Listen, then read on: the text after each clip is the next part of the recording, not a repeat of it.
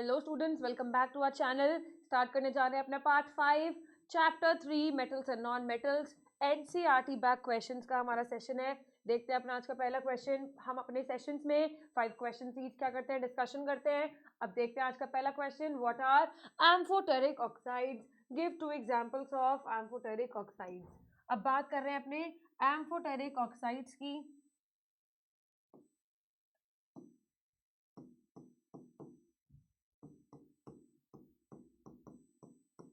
Amphoteric oxides के बारे में क्या डिस्कस करके आते हैं कि एम्फोटेरिक ऑक्साइड्स होते हैं हमारे जो ऑक्साइड्स, जिन मेटल के ऑक्साइड्स जो एसिड्स के साथ भी रिएक्शन करेंगे और जो बेसिस के साथ भी रिएक्शन दिखा देते हैं, उन्हें हम क्या बोलते हैं? Amphoteric oxides. मतलब अगर हम मेटल की रिएक्शन करते हैं, क्या होता है ना, हम मेटल की रिएक्शन करते हैं किसके साथ?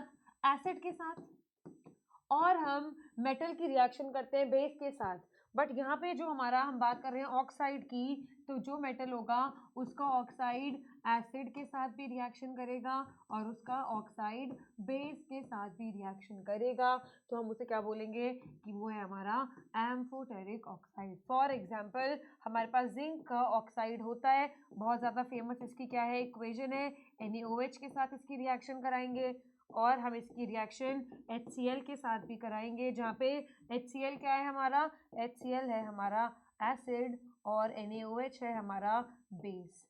इस कंडीशन में क्या होगा, NaOH के साथ रिएक्शन करेंगे तो जो हमारा प्रोडक्ट बनता है वो बनता है Na2ZnO2। यहाँ पे बहुत ज़्यादा अक्सर क्या होती है, मिस्टेक्स होती है। Na2ZnO नहीं लिखना, Na2Zn नहीं लिखना, क्या लिखना है हमें? Na2ZnO2, जो क्या है हमारा मेन प्रोडक्ट है किसका?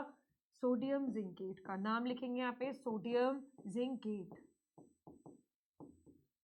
अब क्या दूसरी बात ध्यान रखेंगे, यहाँ पे सिर्फ अगर जिंक मेटल होता तो हम क्या रिलीज कराते? हाइड्रोजन गैस रिलीज कराते, बट इसका ऑक्साइड प्रेजेंट है तो यहाँ पे अब वाटर का फॉर्मेशन हमें दिखाना होगा। सिमिलरली यहाँ पे रिएक्शन कराते हैं अपनी दूसरी, ZnO प्लस HCl क्या बनेगा? Zinc chloride. सिर्फ अगर जिंक मेटल होता तो हाइड्रोजन गैस रिलीज करा देते, क्योंकि साथ में क्या है? जिंक ऑक्साइड, तो यहाँ पे वाटर का फॉर्मेशन। तो हमने क्या देखा, जिंक क्या था हमारा? जिंक अगर हमारा एक मेटल था, और मेटल के ऑक्साइड्स कैसे होते हैं? बेसिक। बट ये वाला जो हमारा मेटल का ऑक्साइड है, ये इसने एसिड के साथ भी रिएक्शन दी और बेस के साथ भी रिएक्शन दी। किसकी कैटेगरी में आएगा ये? एम्फोटेरिक ऑक्साइड्स की कैटेगरी में। आई होप क्लियर है आपको। डेफिनेशन के साथ दोनों रिएक्शंस भी देकर आनी है, ऐसे ही पूरे प्रॉपर तरीके से आपको दोनों एग्जाम्पल और क्या करना है, अच्छे से रिएक्शन भी लिख के आनी है। 2 एग्जाम्पल ही पूछे हैं, दूसरे एग्जाम्पल में आप क्या लिख सकते हो अपना पढ़ लो। यहाँ पे देखो क्या लिखा है हमारे पास, एल्यूमिनियम ले सकते हैं हम, दूसरा Al2O3 का भी ले सकते हैं, दोनों के साथ रिएक्शन करेगा। जिंक का ऑक्साइड भी किसके साथ करेगा?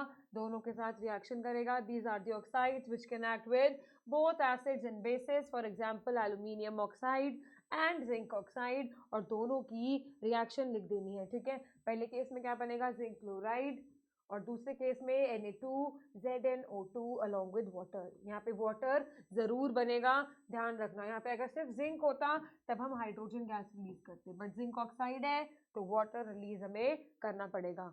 नेक्स्ट क्वेश्चन देखते हैं अपना। Name 2 metals which will displace hydrogen from dilute acids and 2 metals which will not। Simple सी बात है, अगर हाइड्रोजन को डिस्प्लेस कराना है तो उन मेटल्स को क्या होना होगा? हाइड्रोजन से टॉप पे होने चाहिए वो मेटल्स, और अगर हाइड्रोजन को डिस्प्लेस नहीं कर सकते तो वो क्या होंगे? हाइड्रोजन से बॉटम पे प्लेस्ड होंगे इन दी रिएक्टिविटी सीरीज। तो हाइड्रोजन से नीचे कौन कौन से होते हैं हमारे? Copper, Ag, Au, platinum etcetera, Hg, ये सारे क्या है हमारे? हाइड्रोजन के नीचे आते हैं, bottom of the reactivity series. इसलिए कभी भी क्या करेंगे? हाइड्रोजन को डिस्प्लेस नहीं करेंगे, ये हाइड्रोजन को डिस्प्लेस नहीं करेंगे। और अगर हमें दिखाना है कौन से सॉल्यूशंस क्या करते हैं, हाइड्रोजन रिलीज करते हैं जब हम उसकी रिएक्शन कराते हैं किसके साथ? एसिड के साथ। जैसे हमने अभी रिएक्शन देखी, Zn plus HCl gives ZnCl2 plus hydrogen. इस रिएक्शन में क्या हुआ?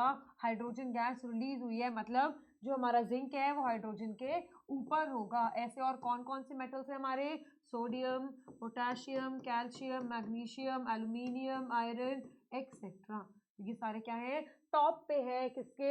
हाइड्रोजन से ऊपर बैठे हैं, तो हाइड्रोजन को क्या करेंगे? डिस्प्लेस करेंगे from its solution in the displacement reaction. ठीक है, क्लियर हो गई बात? देखते हैं अपना नेक्स्ट क्वेश्चन।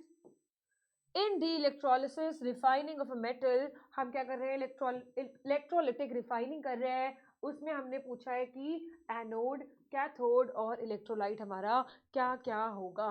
तो हमेशा हमें याद रखना है कैथोड क्या होता है? हमेशा हमारा कैथोड होता है हमारा प्योर मेटल। जिस भी हम क्या करने जा रहे हैं अपनी मेटलर्जी में, इलेक्ट्रोलिटिक रिफाइनिंग करने जा रहे हैं, कैथोड हम हमेशा क्या लेंगे? Pure metal. बात करते हैं अपने एनोड की। एनोड हमेशा हमारा मेटल जिस भी स्टेट में प्रेजेंट है, नेचुरली जिस स्टेट पे हमारा मेटल प्रेजेंट होता है हम उस स्टेट में उसे रख देते हैं, उसे हम क्या बोलते हैं? क्रूड मेटल की फॉर्म में हम उसे ले लेंगे। जिस भी स्टेट में वो प्रेजेंट है उस पे हम क्या रखते हैं? एनोड पे हम उसे रख देते हैं। अब पूछता है हमसे इलेक्ट्रोलाइट बता दो, तो जो सोल्यूशन हमने किसका सोल्यूशन बनाना है? इलेक्ट्रोलाइट में कंडक्टिव क्या होना चाहिए? कंडक्टिक सोल्यूशन होना चाहिए। इलेक्ट्रिसिटी कंडक्ट करना चाहिए, तो हमारा इलेक्ट्रोलाइट क्या होना चाहिए? यहाँ पे कॉपर अगर हम ले लेते हैं तो कॉपर सल्फेट हो जाएगा। तो जो भी हम मेटल ले रहे हैं उसका सोल्यूशन हम ले लेंगे। कंडक्टिविटी शो करना चाहिए हमारा मेटल। ओके, सो चेक करते हैं यहाँ पे a thick slab of crude metal. देखो यहाँ पे इंपॉर्टेंट क्या है? क्रूड मेटल हमने लिया है एनोड पे। बात करते हैं अपने कैथोड की, तो हमने क्या लिया है? थिन शीट, मतलब पतली सी शीट लेनी है हमें किसकी? प्योर मेटल की। क्या होगा ये? कैथोड। और थिक हमारा क्या होना चाहिए?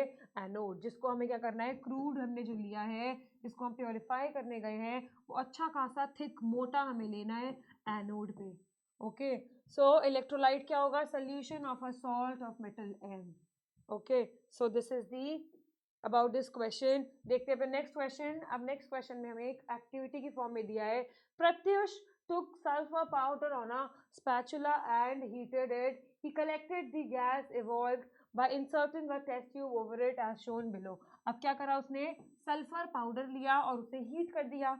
अगर उसे हीट कर दिया तो ऑक्सीजन के साथ रिएक्शन होगी। अगर ऑक्सीजन के साथ रिएक्शन होगी तो क्या बनेगा? SO2 बन जाएगा, है ना? SO2 हमारी गैस होती है। अब हमसे पूछता है कि अब उसने ना कलेक्ट भी कर लिया है gas by inverting the test tube over it as shown in the figure below. What will be the action of gas on dry litmus paper? अब अगर आपको पता हो, यहाँ से क्या ध्यान रखना है? सल्फर होता है हमारा नॉन मेटल। दिमाग चलाना पड़ेगा। ये हमारा क्या है? Non metal. ऑक्सीजन से रिएक्ट कर रहा है तो इसका क्या बन रहा है? Non metallic oxide. और अगर आपको पता हो, क्या पढ़ा है मैंने? नॉन मेटेलिक ऑक्साइड्स क्या होते हैं? एसिडिक इन नेचर, है ना? एसिडिक इन नेचर होते हैं। तो लिटमस पे कैसा कलर शो करेंगे? From blue to red show करेंगे, pH लेस देन 7। तो बात करेंगे ड्राई लिटमस पेपर की, तो कोई टेस्ट नहीं होगा, कोई एसिडिक बिहेवियर शो नहीं होगा। लेकिन हाँ, बात करेंगे जब हम अपनी मॉइस्ट लिटमस पेपर की, तब क्या आ जाएगा? फ्रॉम ब्लू टू रेड, क्योंकि जो हमारी सल्फर डाइऑक्साइड जो गैस है वो एसिडिक इन नेचर है। Okay, right a balance chemical equation for the reaction taking place. कैसे पता चलेगा कि ये एसिडिक है? जब हमने इसका SO2 को वाटर में डिसॉल्व करेंगे तो हमारा क्या फॉर्म होगा? H2SO3 sulphurous acid. क्या बोलते हैं इसे? Sulphurous acid. यहाँ से हमने कंफर्म किया ये जो हमारा नॉन मेटेलिक ऑक्साइड था, ये क्या था? हमारा नॉन मेटेलिक ऑक्साइड था, वो हमारा क्या है? एसिडिक इन नेचर है। हमने कैसे पता लगाया? By putting it in water. Water में डालते ही हमें एसिडिक नेचर क्या हो गया? प्रूफ हो गया। और इसलिए हमें क्या पता चला कि लिटमस पेपर पर क्या आ जाएगा? From blue to red. हमें इक्वेशंस देनी थी, दोनों इक्वेशंस हम यहाँ पे देके आएंगे, नंबर 1, नंबर 2। क्लियर हो गई बात? H2SO3 बैलेंस केमिकल हमारी इक्वेशन है दोनों। क्लियर है? देखते हैं अपना आज का last question. State two ways to prevent rusting of iron. अगर बात करते हैं रस्टिंग ऑफ आयरन की, तो हमें पता है हम ग्रीसिंग कर सकते हैं या फिर पेंट कर सकते हैं अपने आयरन के आर्टिकल्स पे, आयरन के मटेरियल्स पे, जिससे भी हमने क्या बनाया है, कुछ भी बनाया, बिल्डिंग है हमारी, ब्रिजेस हैं, उस पर हम क्या कर सकते हैं, ग्रीसिंग पेंटिंग कर सकते हैं, जो भी हमारी मशीनरी पार्ट्स हैं। या फिर हम क्या कर सकते हैं, we can use coating of zinc, क्योंकि जिंक क्या होता है, मोर रिएक्टिव होता है, तो उसे बचा लेगा, आयरन को बचा लेगा फ्रॉम रस्टिंग, इसलिए हम कोटिंग ऑफ जिंक भी यूज़ कर सकते हैं। और इस प्रोसेस को क्या बोलते हैं हम, गैल्वेनाइजेशन। इस प्रोसेस को हमने बोला गैल्वेनाइजेशन। ओके, सो यहाँ पे हमसे पूछा था 2 ways, this is 1 way and this is 2nd way, कि हमने क्या यूज़ करा, कोटिंग ऑफ जिंक हमने यूज़ कर ली। या फिर हम कोई और मेथड भी क्या यूज़ कर सकते हैं, कोई और मोर रिएक्टिव मेटल, क्या हो सकता है, आयरन से और कोई हाईली रिएक्टिव मेटल भी यूज़ कर सकते हैं to prevent this rusting of iron. I hope आपको क्लियर होगा आज के सारे 5 क्वेश्चंस। कोई भी डाउट है तो ज़रूर मेंशन कीजिएगा, नेक्स्ट पार्ट में हम सारे क्वेश्चंस को वाइंड अप कर देंगे and I will see you in the next video. Thank you so much, stay tuned.